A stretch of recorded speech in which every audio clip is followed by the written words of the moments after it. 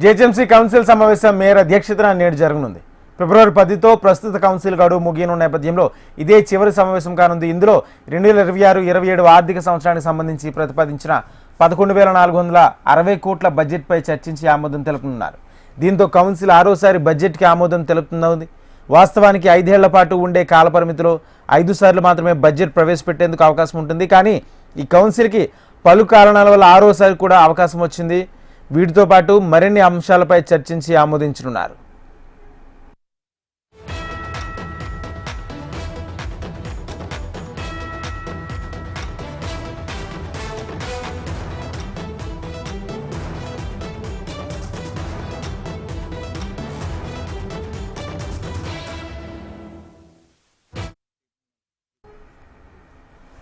GHMC council సమావేశం mayor అధ్యక్షతన నేడు జరగనుంది. ఫిబ్రవరి 10తో ప్రస్తుత కౌన్సిల్ గడువు ముగియనున్న నేపథ్యంలో ఇదే చివరి సమావేశం కానుంది. ఇందులో 2026-27 ఆర్థిక సంవత్సరానికి సంబంధించి ప్రతిపాదించిన 11,460 కోట్ల బడ్జెట్పై చర్చించి ఆమోదం తెలుపుతున్నారు. దీంతో కౌన్సిల్ ఆరోసారి బడ్జెట్కి ఆమోదం తెలుపుతున్నట్టు. వాస్తవానికి 5 ఏళ్ల పాటు ఉండే కాల పరిమితిలో 5 సార్లు మాత్రమే బడ్జెట్ ప్రవేశపెట్టేందుకు అవకాశం ఉంటుంది. కానీ ఈ కౌన్సిల్కి పలు కారణాల వల్ల ఆరోసారి కూడా అవకాశం వచ్చింది. వీటితో పాటు మరిన్ని అంశాలపై చర్చించి ఆమోదించనున్నారు.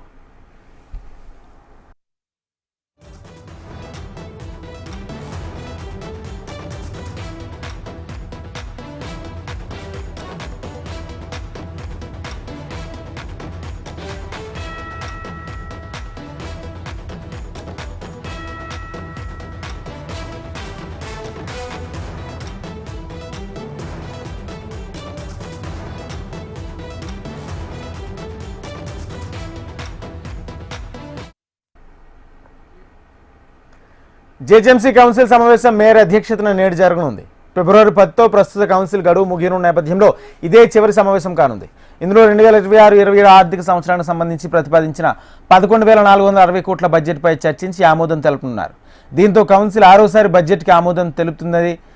అయితే వాస్తవానికి 5 ఏళ్ల పాటు ఉండే కాలపరిమితులు 5 సార్లు మాత్రమే బడ్జెట్ ప్రవేశపెట్టేందుకు అవకాశం ఉంటుంది. కానీ ఈ కౌన్సిల్కి పలు కారణాల వల్ల ఆరోసారి కూడా అవకాశం వచ్చింది. వీటితో పాటు మరిన్ని అంశాలపై చర్చించి ఆమోదించనున్నారు.